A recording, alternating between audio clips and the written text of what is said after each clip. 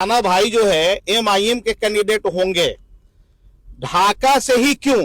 कि फैसल रहमान को नुकसान पहुंचाने के लिए इस प्रकार की जो है कि कारनामे किए गए हैं। अनाउंसमेंट पहले कर दिया गया है आरजेडी को डर दिखवाने के लिए।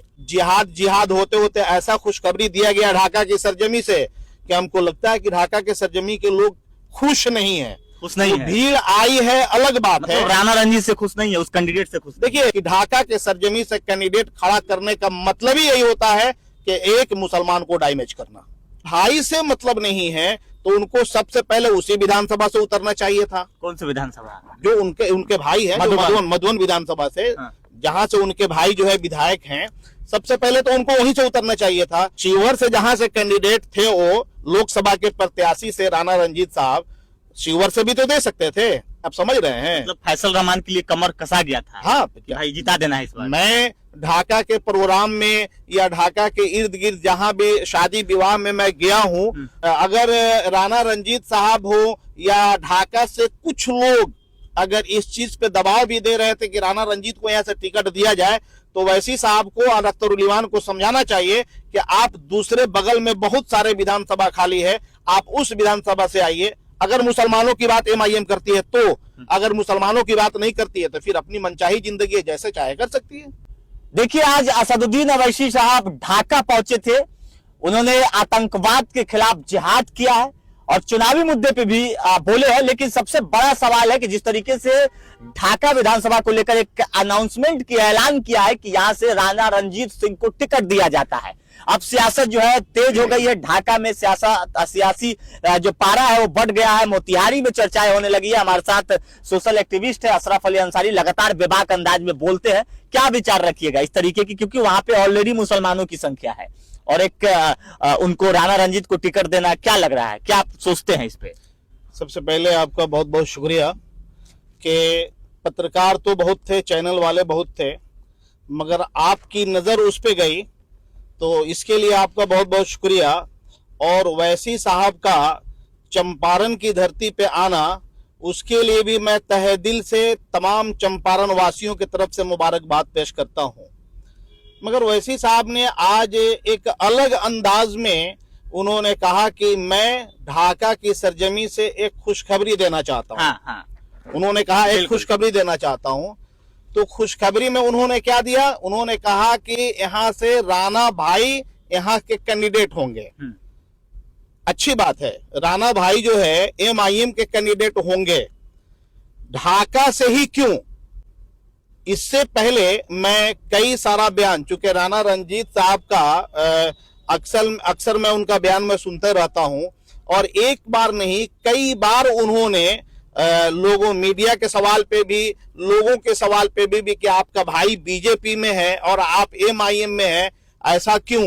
तो उन्होंने एक बार नहीं कई बार इस चीज को कहा है कि हमको अपने भाई से कोई मतलब नहीं है। तो अगर उनको अपने भाई से मतलब नहीं है तो उनको सबसे पहले उसी विधानसभा से उतरना चाहिए था। कौन सी विधानसभा? जो उनके भाई है, मधुबन विधानसभा से। हाँ। जहां से उनके भाई जो है विधायक हैं, सबसे पहले तो उनको वहीं से उतरना चाहिए था। दूसरी चीज, अगर वैसी साहब की बात करेंगे, जो लोग जानते हैं या जो पहचानते हैं वो जानते ये भी हैं कि चंपारण की धरती पे एमआईएम का बोलबाला अगर किसी ने पैदा किया तो अशरफ अली ने पैदा किया। एमआईएम का जिला अध्यक्ष भी मैं रहा, ठीक है, मगर आपको भी लगभग उस टाइम की सारी चीजें पता है कि मैंने क्यों उससे आउट हुआ। वैसी साहब जो है अगर मुसलमानों की बात करते हैं, अच्छी बात है, अच्छा लगता है कि चलिए मुसलमानों की रहबरी करने के लिए और मुसलमानों के कदम को मजबूत करने के लिए कोई हमारा अपना है जो उस तरीके का भरोसा भी देता है, तसल्ली भी देता है, बोलता है कि मैं आपके साथ हूं। तो ढाका की सरजमी पे पिछली बार चाहे लड़ाई जैसी भी रही हो, देखिए ना ही मैं राजद से हूं, ना ही मैं जेडीयू से हूं, ना ही मैं बीजेपी से हूं, ना ही मैं कांग्रेस से हूं। मेरी अपनी खुद की पार्टी है और उस पार्टी के बैनर तले हम लोग काम करते हैं, आपन माटी आपन पार्टी के बैनर तले, ठीक है।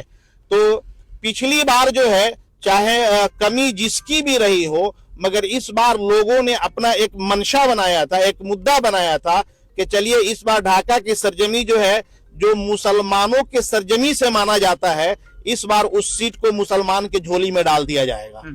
उसी क्रम में वैसी साहब आकर के एक ऐसा खुशखबरी देते हैं, जबकि पहले से हल्ला ये था वहां पे कि वैसी साहब का ऐसे ही कुछ करके जिहाद, आतंकवाद के खिलाफ वैसी साहब का जिहाद। मगर आतंकवाद के खिलाफ वैसी साहब का जिहाद, तो क्या आतंकवाद ढाका के अंदर था कि वैसी साहब ने जिहाद किया और ऐलान खुशखबरी के नाम पे जो है कैंडिडेट का घोषणा कर दिया? शिवहर से जहां से कैंडिडेट थे वो लोकसभा के प्रत्याशी से राणा रंजीत साहब, शिवहर से भी तो दे सकते थे। वहां से अपने भाई के, जो राणा रंजीत खुद कहते हैं कि हमको अपने भाई से कोई मतलब नहीं है, वहां से भी तो कैंडिडेट बना सकते थे, ढाका से ही क्यों? अच्छा जी, तो आप चाह रहे हैं कि ढाका मुस्लिमों की संख्या है तो वहां से कोई मुस्लिम को ही टिकट मिलनी चाहिए, या फिर वहां के लोग क्या मन बनाए थे? लोग हैं, 2-4 लोगों को अगर आगे आने का मौका जो है, चाहे वो जेडीयू दे या आरजेडी दे, अगर आए हैं आगे, तो कम से कम उसको खराब नहीं किया जाए, उसको रहने दिया जाए।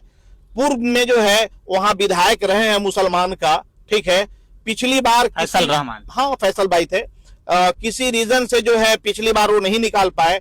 इस बार वहां के आवाम जो है अपने कमर को कस चुकी थी, तो यहाँ पे आकर के घुसने का मतलब क्या होता है, आप समझ रहे हैं? मतलब फैसल रहमान के लिए कमर कसा गया था। हाँ, भाई जिता देना है इस बार। मैं ढाका के प्रोग्राम में या ढाका के इर्द गिर्द जहां भी शादी विवाह में मैं गया हूं, जो लोगों का मानसिकता मेरे सामने आया है, तो लगा कि चलो भाई, एक तो मुसलमानों को जल्दी लोग टिकट देता नहीं है, मगर कुछ लोग हैं, अगर दे भी रहे हैं तो इस बार कुछ विधायक अपने चले जाएंगे विधानसभा के अंदर।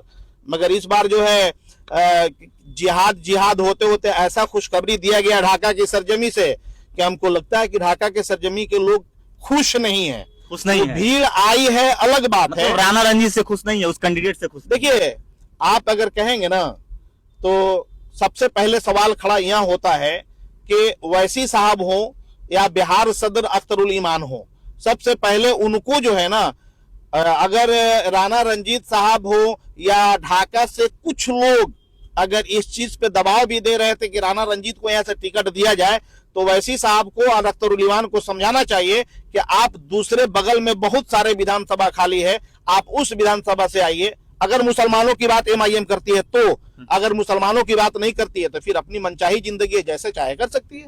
अच्छा, हाँ। तो आपको सीधा सीधा यह है कि फैसल रहमान को नुकसान पहुंचाने के लिए इस प्रकार के जो है कि कारनामे किए गए हैं, अनाउंसमेंट पहले कर दिया गया है आरजेडी को डर दिखवाने के लिए। देखिए, इस चीज को अगर मैं कहूंगा कि डायरेक्टली फैसल साहब को जो है डैमेज करने के लिए, तो सबसे पहले मैं आरजेडी से हूं नहीं, मगर हक की बात जहां आती है तो चाहे मैं आपन पार्टी से हूं या ऐसे नहीं होकर के सिर्फ समाज सेवी भी अगर हूं, फिर भी हमारी आवाज उठती रहेगी कि ढाका के सरजमी से कैंडिडेट खड़ा करने का मतलब ही यही होता है कि एक मुसलमान को डैमेज करना।